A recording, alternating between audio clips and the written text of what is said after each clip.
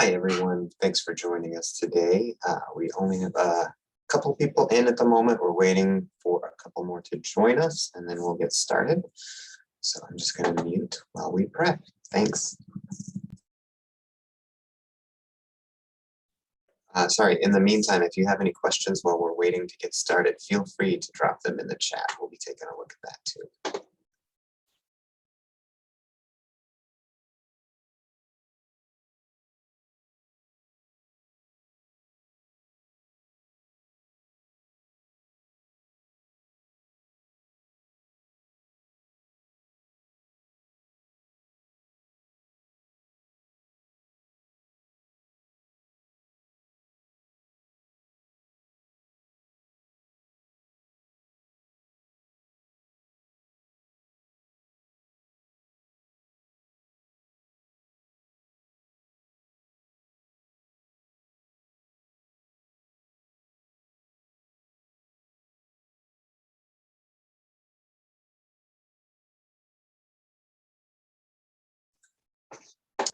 Thanks. More folks are joining us as you are coming in. Just know that we're going to get started here in just a minute.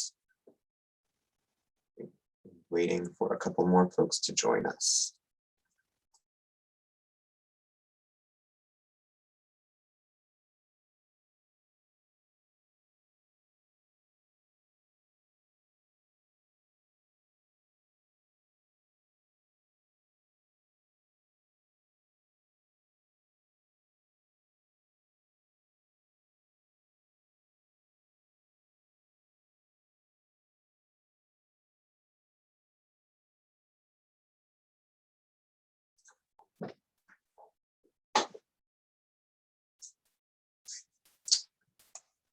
All right. Sam, I think we'll go ahead and get started. Hi, everyone. My name is Nathan Slusher. I'm the Director of Career Education and Outreach in the AU Career Center, and I'm joined by my colleague, Samantha Mitchell, in the Career Center. She's operating that other account right now, the Career Center account that's up. She's going to help me co-moderate today.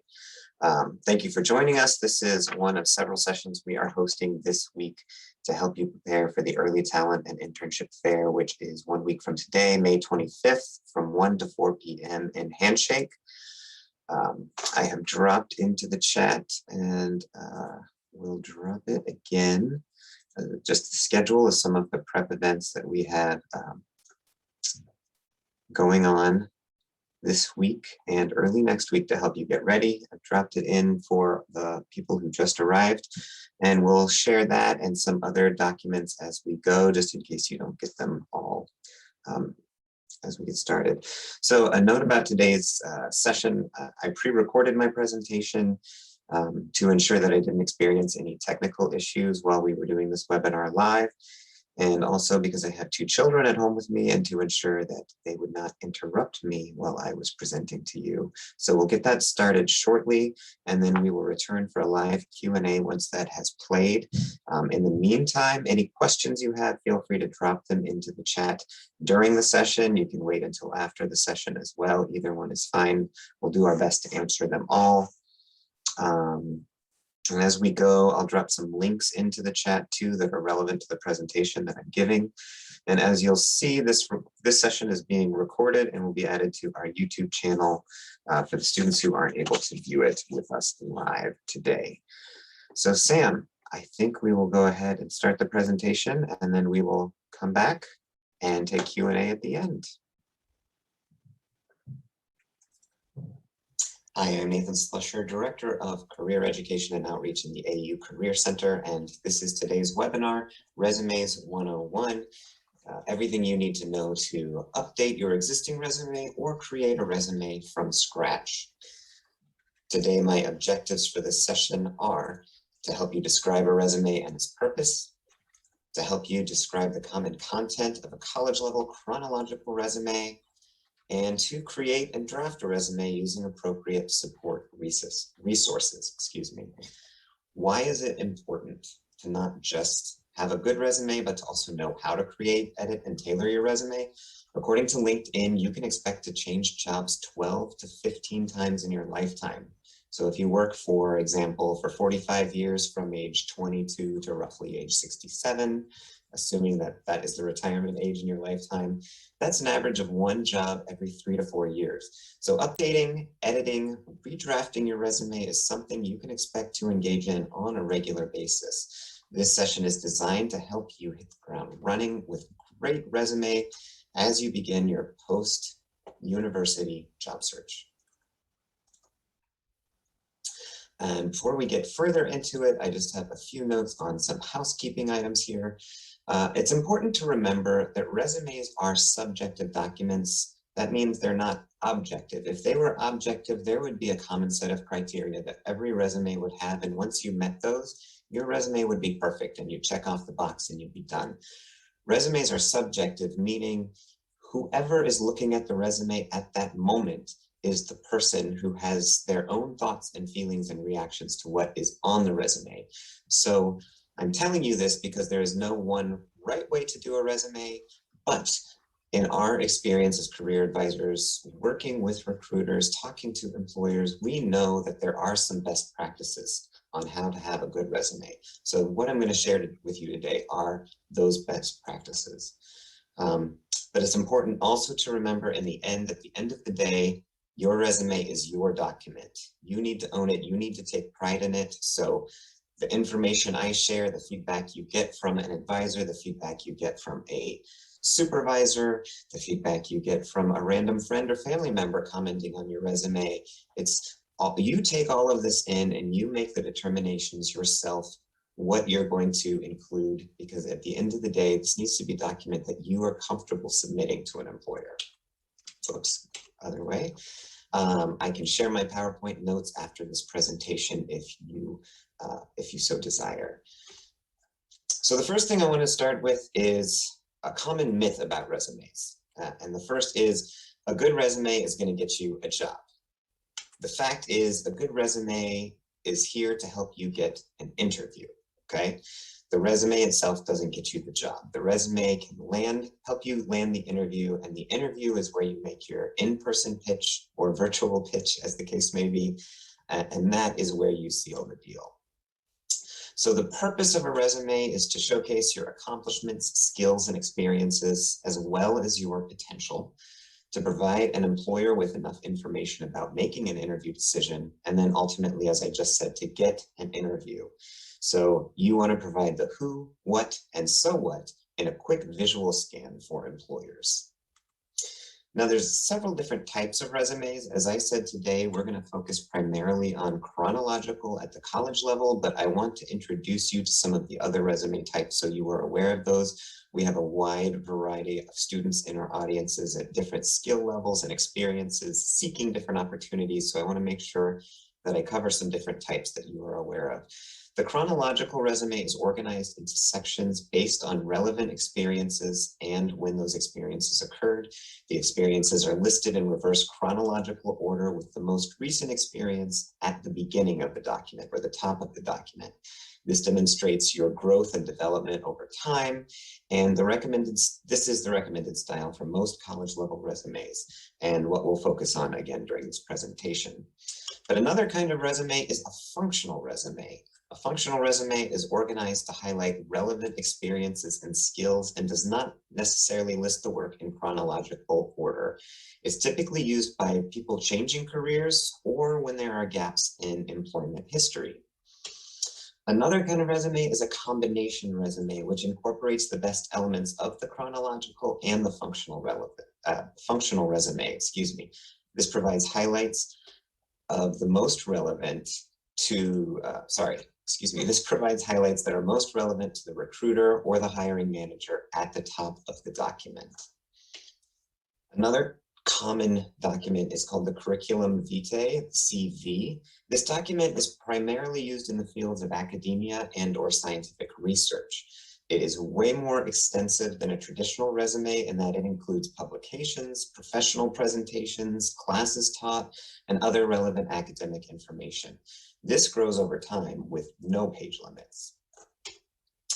Another resume type that is common to AU students is a federal resume. This format includes the same content as a traditional resume, as well as information required for federal job applications. It is highly recommended if you're going to build a federal resume that you use the usajobs.gov resume builder. When using Resume Builder, it can be helpful to begin building from an existing chronological resume. So that's just another reason to stay tuned and get started with us here. And lastly is an infographic resume. This provides a visual timeline detailing work history and professional skills. It often contains images, data, or charts, text, and color that describe your experiences and expertise in a visual way. This is really appealing in creative industries or for creative positions such as public relations, marketing, graphic design. This is usually not accepted for standard positions in nonprofit or government agencies. And as I said before, regardless of the type of document that you're choosing, we're going to primarily focus on chronological today, but the information that we focus on is useful for building the content of whichever kind of document that you choose to follow. So we're going to get into the resume content now.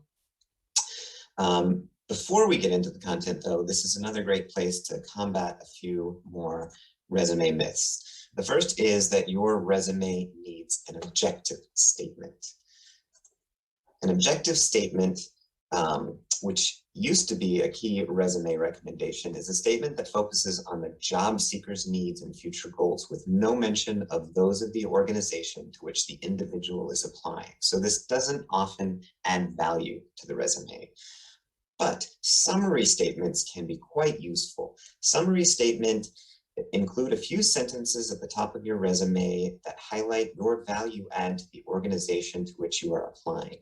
It directly and succinctly connects your skills and accomplishments to the organization's stated, preferred, desired qualifications and provides a preview of what's to come in the remainder of the document. That said, a summary statement is not always needed at the college level. So why I would advise a summary statement is if you have many years of experience, if you're transitioning from one career to another, or to help tie your experience to the title of the position. So it's clear to a recruiter which position you're applying for. Sometimes people apply for multiple positions at the same organization. So this is helpful to help the recruiter keep in mind what you're looking for. The next myth is that your resume should only include work experience. In fact, good resumes include a variety of experiences that help showcase your skills and accomplishments, especially coming out of college. Common relevant experiences include things like part-time jobs, yes, babysitting and waiting tables count, on-campus jobs, unpaid internships, volunteer experiences, campus or community service, student organizations, student leadership experiences. These are all experiences that provide you with the opportunity to use and develop the top skills that employers seek. So don't feel like if you don't have something that is technically a job or a standard paid internship, you can't include that on a resume. The next myth we're going to get into is that on your resume, you must reference your references, such as references available upon request. In actuality, an employer will ask you for your references if and when they are needed. So let us save that white space on your resume so that you can showcase your skills and accomplishments. Now we're going to get into the content. Now, as a reminder, this presentation is focused on helping you develop a chronological resume. So the order in which I suggest the content here is specific to a chronological resume. If you plan to pursue another format, focus less on the order I'm talking about and more on the essence of the content itself. Your resume should include the following sections and headers. Contact information. Your contact information should not take up more than 2 to 3 lines at the top of your document. It should include the name you go by, consistent with how you list yourself in your LinkedIn profile. It should include an email address, and using your school email address is fine. Using a professional sounding email address is fine. You want to avoid any cutesy sounding emails. One aspect of using your school email address is that that can be a real advantage when you are dealing with entry-level positions, recruiters, internship opportunities. Having a school email really highlights the fact that you are a student or a recent graduate, and that can actually be a benefit with working with certain kind of employers. You want to include the best phone number to reach you. That's usually going to be a cell phone. Make sure that if you list whatever phone number you list, make sure your voicemail greeting is activated, sounds professional, and that you check your voicemail. It's no good to set up a voicemail greeting and then just completely ignore all the voicemails that come in. You could miss a crucial call from a recruiter. You also want to include a customized LinkedIn profile link whenever you have it. Many of you may choose to wait to create a LinkedIn profile until after you have first created your resume and reviewed it with an advisor, and that is totally fine. But one good reason you should include a LinkedIn, your LinkedIn profile link is because an employer might Google you, and Google prioritizes LinkedIn in its searching algorithm. So that is a great way for you to be Googleable in a very positive way. Also, including an address in your contact information is not required. It can be helpful if the job is local to the address that you are including, but this is a place where when unconscious bias creeps in, an address could also inadvertently provide a source for discrimination, such as not living in the right neighborhood, right? So you can choose to include or not to include your address, or you can choose to simply list the city and state without providing a street address. But this is one of those areas where you will have to decide what is best for you. You do not want to, in your personal information, you do not want to disclose, in your contact information, excuse me, you do not want to disclose any personal information unless you are required to do so by the organization or it's relevant to the position. And by personal information, I mean things like your age, religion, a photo, your marital status, social security number, immigration status, or political affiliation. Any of these are potentially discriminatory. Again, it may not be intentional discrimination, but these are points where unconscious bias can creep into the recruiting process. Now, all of that said, there are cases where some of this info may be legitimately required, such as a social security number on a certain federal application or an immigration status on a federal resume. But it may even be to your benefit to include your party affiliation if you are applying for a campaign job. So just know, generally speaking, try to avoid personal information unless it's required or you think it will be totally relevant to the position that you are applying to.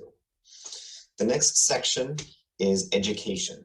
In your education section, this is going to be the first section listed before any professional experience if you are a current college student or a very recent graduate, because this is your primary responsibility and it's your biggest accomplishment. You're going to want to list your degree and institution, include your GPA if it's required.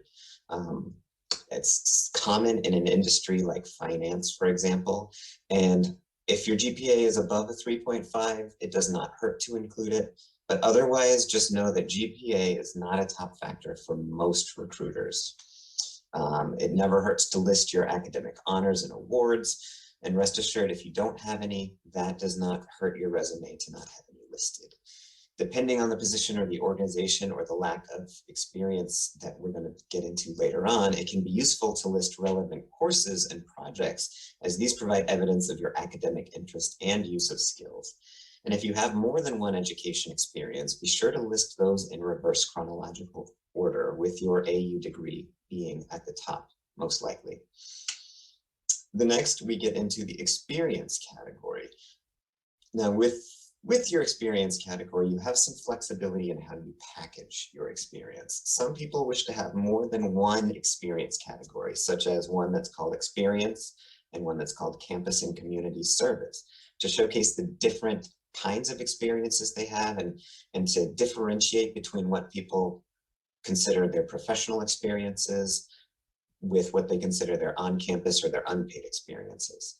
Some people choose this option to ensure the experience most relevant to the job in question, such as an internship, it is the first thing that appears on the document when it otherwise might appear out of order when it's listed chronologically, everything together.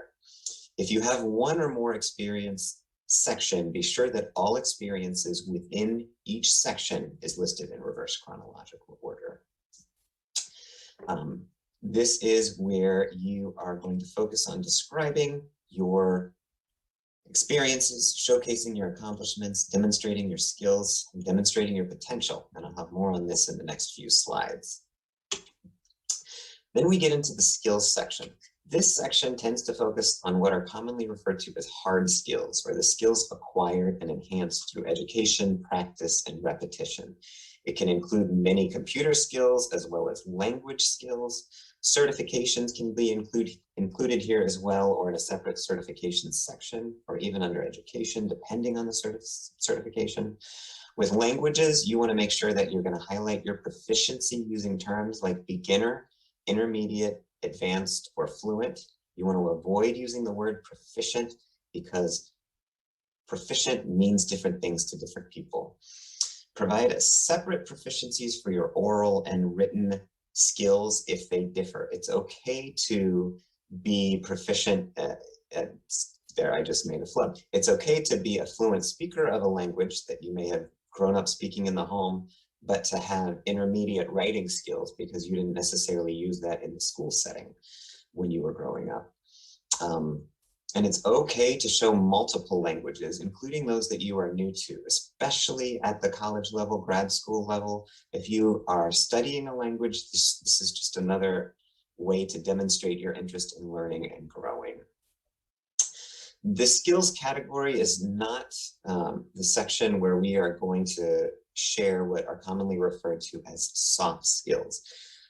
I don't like to use the phrase soft skills. I think it's fraught. They automatically seem less important than hard skills, and they're commonly associated with industries that were once considered feminine in previous generations. These are actually the skills that most employers value and seek in new hires. So in a webinar that I attended recently on the work of the future, I heard someone advocate to call these essential skills. So that's what I'm adopting. So back to the point, rather than listing your essential skills here, you want to demonstrate your essential skills through the bullet points in your experience section. And I'm going to get more into that in just a second. All right, so for best practices for creating your bullet points. To most people, the contact, information, education, and skills sections are the easiest sections to craft because they're so straightforward. The experience section is also easy to get started once you've determined the formatting you wish to use, but where most people spend most of the amount of time in crafting their resumes is the descriptions and summaries of their experiences. Just go through these best practices now. Best practices, you always begin with a strong action word, and you want to pay attention to your verb tense. If this is something that you are actively doing, use an active verb tense. If this is something that you did in the past, use a past verb tense. As students over time are updating and building their resumes and adding in a new job or a new internship experience, they often forget to go back and edit and make those past experiences past tense. So be sure to pay attention to your verb tense. Your bullet points are going to describe accomplishments, not just your responsibilities. Think of the car model by providing the context, the action, and the result that occurred. They're going to describe the top skills that are sought by employers. And I'm going to get into that a little bit more in depth in a future slide, but they're also going to quantify your outcomes whenever possible. So our minds automatically respond to numbers and percentages and dollar signs. And rather than using words to describe these achievements, we want to use numbers and symbols. Whatever you can do as an applicant to keep the recruiter's eyes on your document means that you have a better chance of being noticed. And one last point is don't end your bullet points with periods. You're not crafting a sentence. A bullet point, as you can see on the screen, all these bullet points, these are listed information. So I have not included periods here because this is just a list. To get back to starting your resume with a strong action verb, we have this amazing cheat sheet document that I love. It's stored in Handshake under Career Center resources. It's the skill clusters document. You can find lists of sample actions, responsibilities, and then common verbs that can be used to describe those responsibilities. This is just a sampling here. This document is actually an entire page, so there's many, many more sections included, but every time I'm working with a student, I pull out this document so that we can come up with, we can make sure the resume has a variety of action verbs included and we're not repeating them, but also that we're choosing some of the right kind of verbs that apply to, for example, if somebody's wanting to showcase their writing skills, that we are using verbs here that showcase that, such as conceiving, creating, constructing, crafting, interrupting, informing, publishing, just to give you a few examples. To get into what I also mentioned in previous slides, some of the top skills that employers look for. Our professional association, NACE, the National Association of Colleges and Employers, has spent several years in dialogue with employers and conducted several surveys with employers, and they have come up with a series of 8 competencies that they use to define career readiness. And I'm going to share those with you here. The new iteration of these competencies was most recently released. We are preparing our website to share these with you, and we're updating our efforts on campus to help students, faculty, and staff identify and understand what these competencies are. But in the meantime, you can find these terms and definitions and sample workplace behaviors for each competency on the NACE hyperlink at the bottom of the slide. I know it's really tiny, so if you get access to the notes, this PowerPoint presentation afterwards, you'll be able to click on it, or you can simply Google NACE Career Readiness, and it'll take you to the page where these are described. The first top skill, critical thinking. Critical thinking is identifying and responding to the needs based upon an understanding of situational context and logical analysis of relevant information.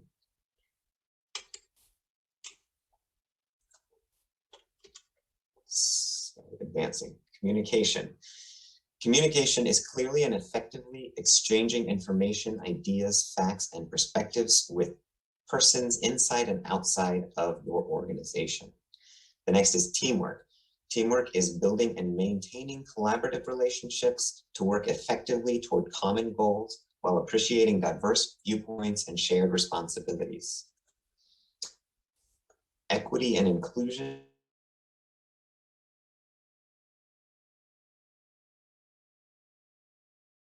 People from different local and global cultures engage in anti-racist practices that actively challenge the systems, structures, and policies of racism. Technology.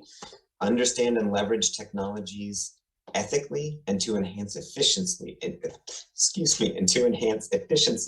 complete tasks, and accomplish your goals. I just went quickly down that list by accident, excuse me. Professionalism, knowing work environments differ greatly, understand and demonstrate effective work habits, and act in the interest of the larger community and the workplace.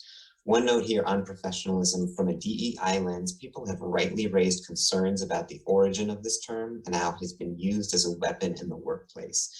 NACE is aware of how it has been weaponized and is actively trying to reclaim the term. I encourage you to look at the culturally sensitive and workplace appropriate sample behaviors for this competency listed on the NACE website. Leadership is recognizing and capitalizing on personal and team strengths to achieve organizational goals. And career and self-development is proactively developing oneself and one's career through continual personal and professional learning, awareness of one's strengths and weaknesses, navigating career opportunities, and networking to build relationships within and without one's organizations. So I've shared a lot of information about what to think about and how to construct bullet points, what to include in bullet points, but now I'm going to actually give you some samples of some bullet points that incorporate all the things that I've talked about. So the first example here you can see is coming from a course research project. So first and foremost, we've got a bullet point that does not come from a workplace experience, a part-time job, an internship. This is from an experience on campus in the classroom. And you can see here, collaborated with 6-member team to develop public outreach plan to advocate for foreign affairs budget. So this leads with the past tense action word that also happens to be an essential skill. So this is something that was done in the past. It demonstrates the size of the team. Outreach plan demonstrates written and communication skills were used. And the context of advocating for budget demonstrates some critical thinking skills. The next example comes from a student organization experience. This is an accomplishment. It leads with a past tense action word, raised over $20,000 by coordinating 15 community service fundraisers attended by 1,500 plus people. It quantifies the total attendees and the total amount raised. The essential skills demonstrated are communication and teamwork, and they're inherent in the way that coordinated is used here. The next sample is cashier. So you can see manage 2 registers in tandem to maximize the flow of 250 customers, making $5,000 in daily sales. So this leads with an action word. It's in present tense, so this reflects that it's a current job. The essential skills showcased are problem solving and professionalism. This demonstrates an accomplishment, quantifies daily transactions, and customer flow. And the last example is from a retail experience. Inform customers about products, sales, promotions, and company philosophy. So this leads with a present tense action word. It's a current job. It's an essential skill. The essential skills that are showcased are communication, and this also demonstrates an ability to know and understand a variety of information. So I've just given some samples here. There are many more possibilities. We can get into some of those during the question and answer period if you have some specific questions about yours. So now that I have shared some examples, I also want to just get into some of the design best practices as you get into the creation of your resume. Recruiters spend 5 to 7 seconds scanning a resume. So following these design best practices will help you ensure that recruiters can home in on your most relevant skills and experiences quickly. The first is that you want to keep your resume to 1 page, maybe 2. It's common for recent grads and people with less experience to have a single-page document. 2 pages are more common for folks who are mid-career professionals. So if you happen to be somebody who has returned to AU for a graduate degree and are mid-career, 2 pages showcasing your extensive experience would be totally fine. You want to make sure that you are using consistent formatting throughout. That is, that the format you choose to list your organizations, such as bolding an organization name, you do that with every organization you list.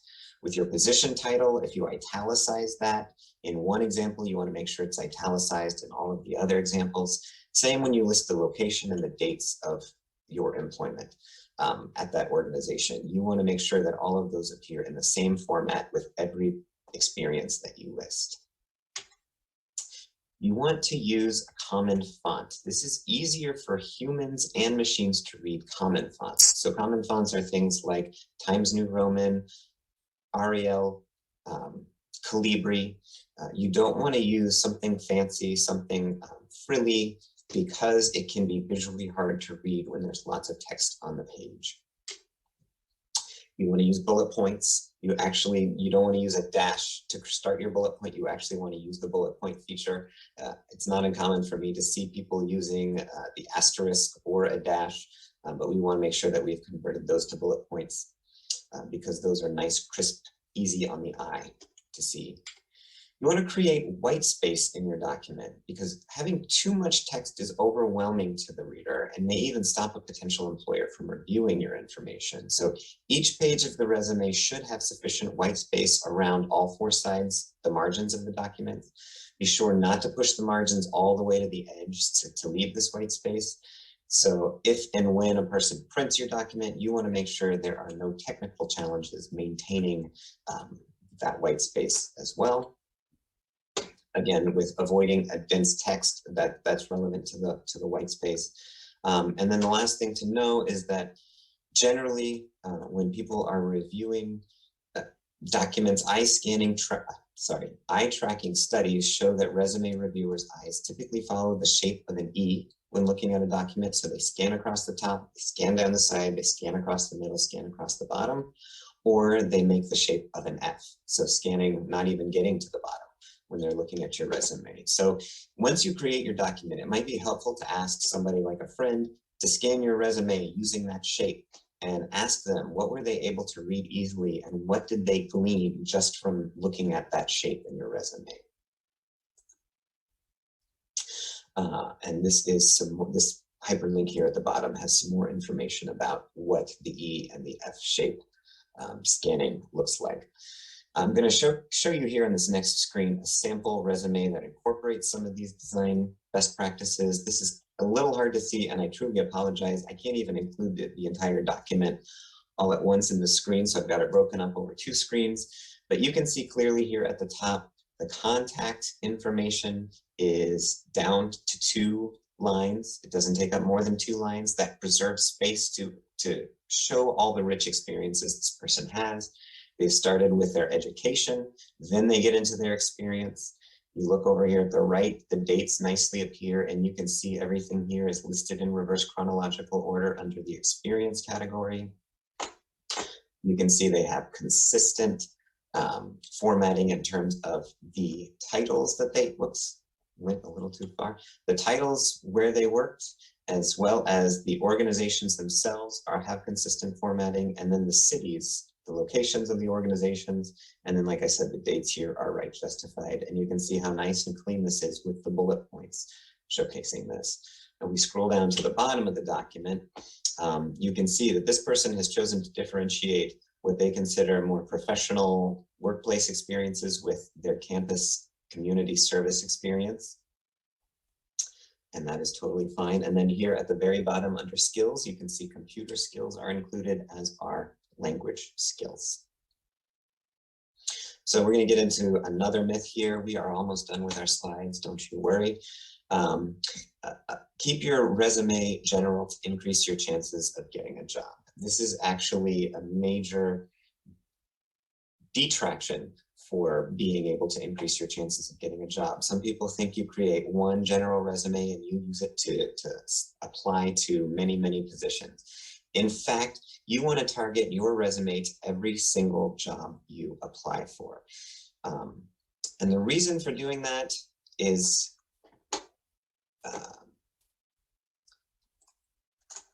it makes it easy for the recruiter to understand why you're applying for the job. It helps them easily see the connection between your skills and experiences and their needs for the specific position they're hiring for. And targeted resumes have a greater chance of making it through the applicant tracking system. What is the applicant tracking system? Applicant tracking system is software used by companies to assist with human resources, recruitment, and hiring needs. While each system offers a different package of features, applicant tracking systems generally are primarily used to help hiring companies organize and navigate large numbers of applicants. So it's a big system to capture everybody's applications. And ATSs are often used to do the first round screen. So some best practices to get through the first round computer-based screen: don't use the header feature if you are in a Word document or a Google document. You want to have all of your content be part of the document. So if that means making your margin, expanding your margin to the top just a little bit so that your header appears to be a header, your contact information appears to be a header, you can do it that way. But if you go on to a second page, whereas the header feature would enable your contact information to carry over from one page to page 2, you can repeat your contact information on the second page if you go into it. Incorporate keywords and skills from the job description. So if you are applying to a position that talks specifically about teamwork, looking for somebody who has extensive experience with teamwork, but your resume uses the word collaborate or collaboration, you may want to go in and change that on your resume to say teamwork instead of collaboration. And that may mean rephrasing the bullet just a little bit, but by doing this, you increase the chance that the system will match your primary words with the primary words in the position description.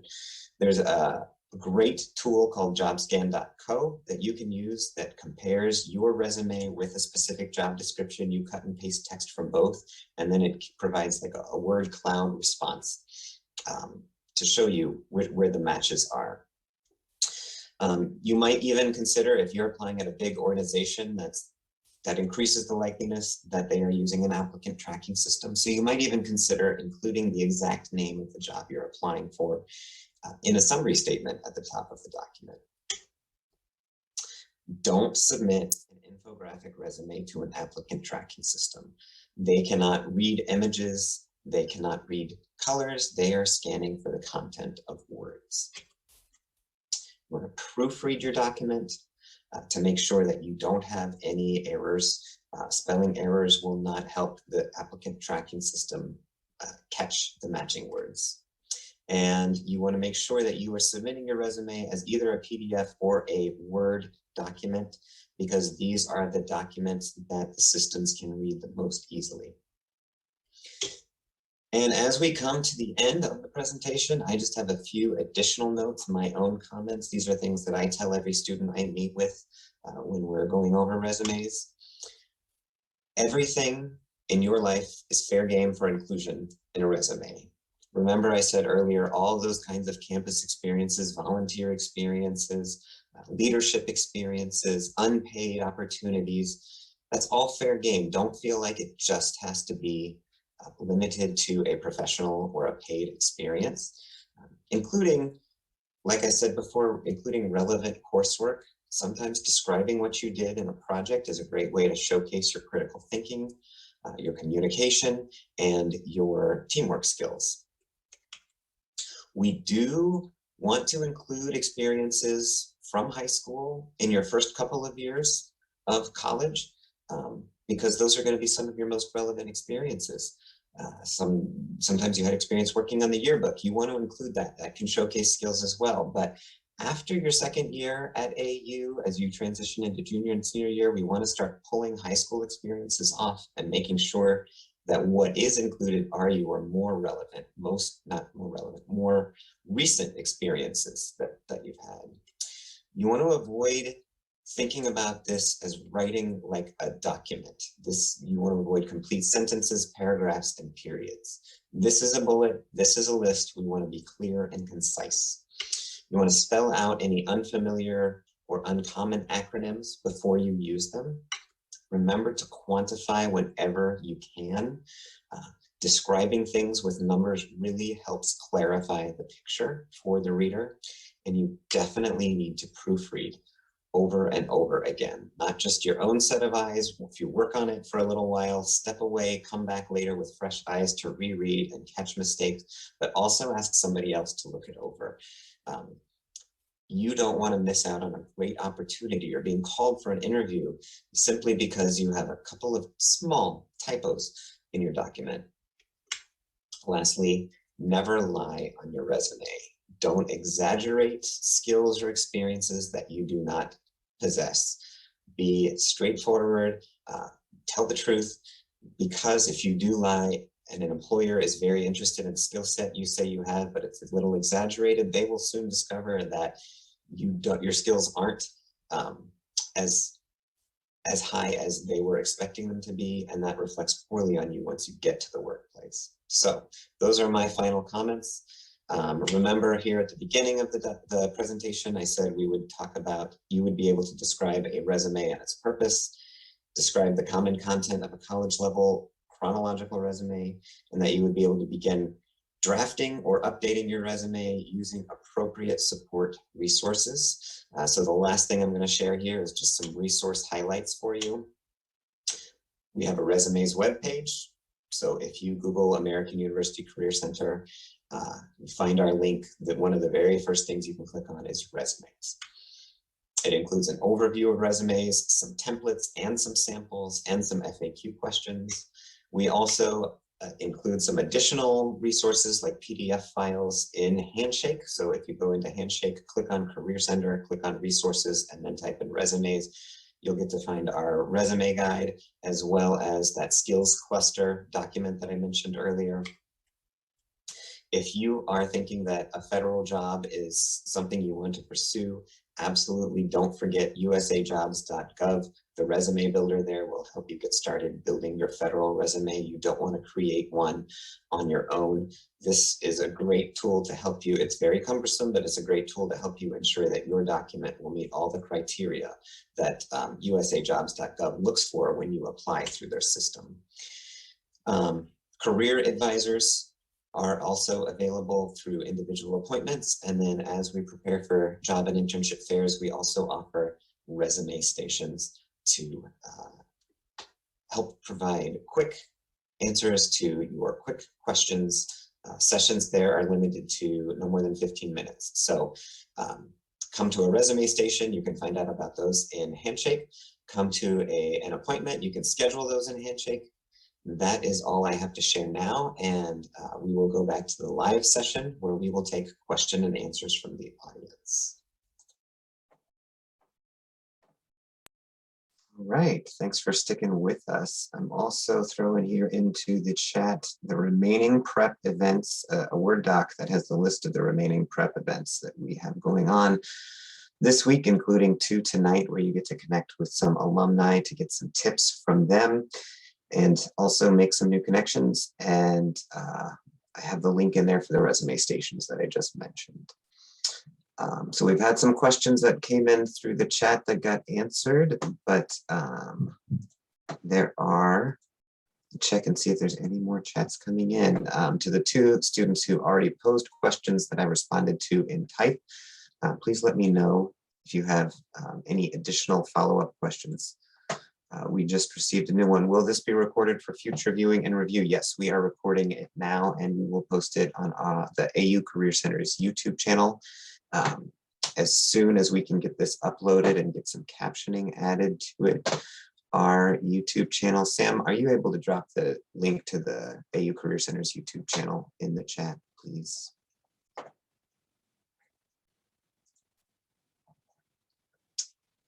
Thank you. Any other questions? For all of the questions that have been posed, I did say if you have any follow-ups, please let me know. All right, you're welcome. Glad it was helpful. I know it's a lot at first, so we want to make sure that you have ample opportunity to connect with somebody if you have additional individualized questions or support as you prepare your documents.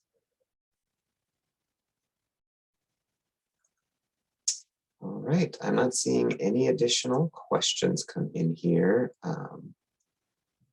Sam is still pulling up the link to our YouTube channel, so we will get that in here shortly before we end things. Thank you, Sam. There it is.